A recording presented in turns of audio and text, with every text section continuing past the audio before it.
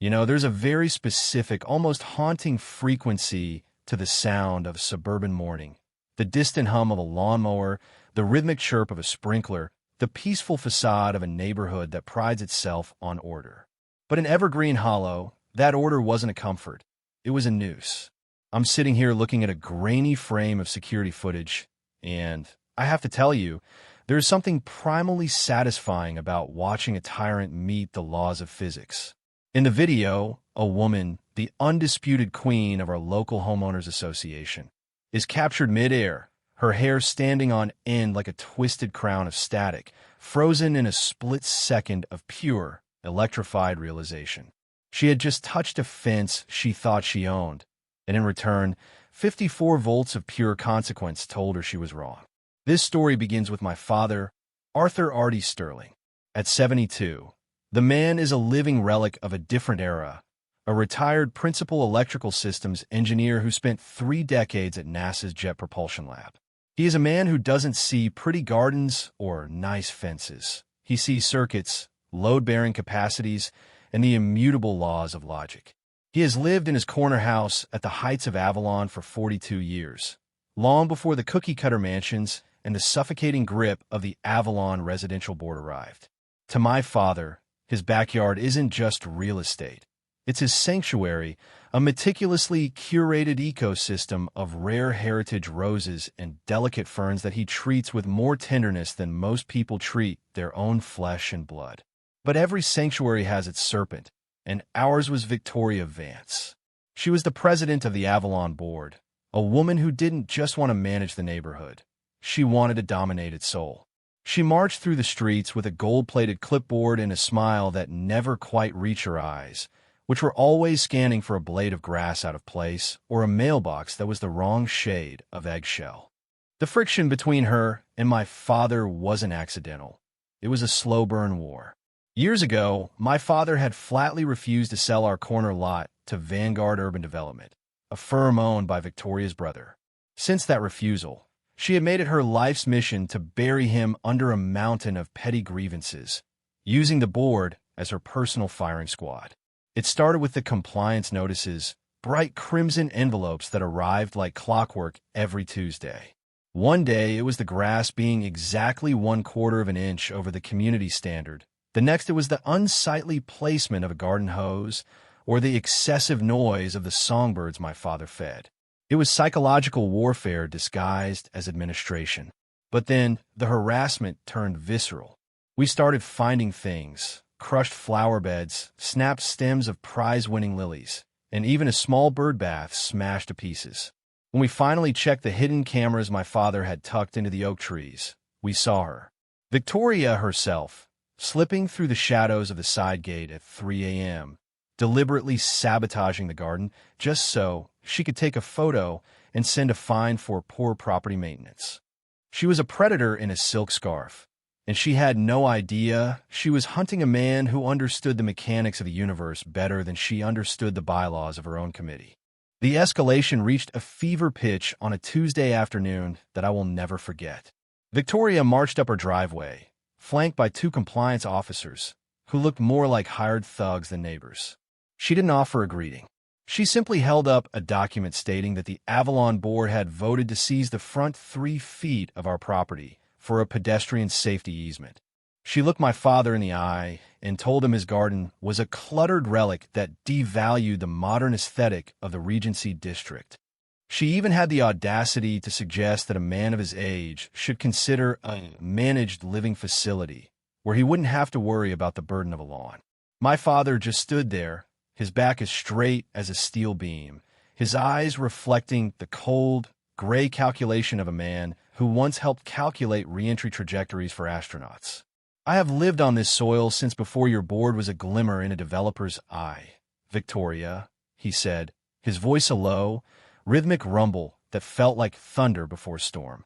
And according to the foundational covenants of 1978, this property holds a sovereignty legacy exemption. Your aesthetic rules stop at my property line. He wasn't guessing. My wife, Olivia, is a high-stakes litigation attorney who specializes in land use disputes, and she had spent the last month in the basement of the Blackwood County Archives.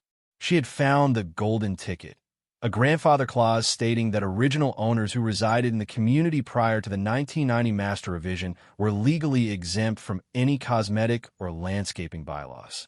We sent a formal legal rebuttal, backed by the time-stamped video evidence of Victoria's midnight trespassing. We expected a retreat. Instead, the board declared war. The fines tripled overnight. They placed a maintenance lien on the house, effectively freezing my father's ability to even get a reverse mortgage. They hired a private security firm, Apex Sentinel Solutions, to monitor the perimeter 24/7. We called the Blackwood County Sheriff, but the officers were golf buddies with the board members. They called it a civil dispute and told us to settle it in mediation. That's when Olivia discovered the darkest part of the web. Victoria was systematically targeting every elderly resident with a paid-off mortgage, using these fraudulent fines to force them into foreclosure so her brother could buy the land for pennies on the dollar. The board wasn't a neighborhood committee. It was a sophisticated land theft syndicate. That's when the engineer in my father truly woke up. He didn't get angry. He got technical. He spent 3 weeks in his workshop, surrounded by circuit boards and heavy-gauge wire. He began upgrading the interior of our vintage wrought iron fence. To a casual observer, it looked like a simple trellis for his climbing ivy. But behind the leaves, he had integrated a sophisticated, low-amperage, high-voltage capacitor system. He followed the state agricultural code to the absolute letter, installing legal, clearly marked warning, electric fence signs in both English and Spanish, tucked just behind the primary gate pillars, visible enough to be legally compliant, but easy for a person blinded by arrogance to miss. "They think they can walk onto my land and take what they didn't build," he whispered one night, the blue light of his soldering iron reflecting in his glasses. "They're about to discover that some boundaries are reinforced by the very laws of nature." The psychological pressure was mounting. Victoria sent a special inspection team every single day. They would stand on the sidewalk with binoculars, shouting insults at my father as he tended his roses. They even tried to have his water turned off, claiming he was violating drought protocols. My father just kept working, kept wiring, and kept waiting. He knew her ego was a bigger liability than his age. The climax of the Evergreen Hollow War happened at 2:14 a.m. on a humid Friday night. Victoria had grown impatient with the legal delays. She decided to take matters into her own hands to collect evidence of a fictional illegal chemical storage in our backyard. She arrived with the Apex Sentinel supervisor, a man named Dawson, intending to jump the side fence and plant bags of industrial fertilizer to justify an emergency health seizure of the property. We watched the whole thing from the kitchen, the 4K night vision monitors glowing in the dark. Victoria stood there, pointing her flashlight like a scepter, commanding Dawson to scale the iron gate. As Dawson gripped the top rail, the rail my father had wired to a 54-volt pulsing capacitor, the circuit completed through his sweat-dampened palms.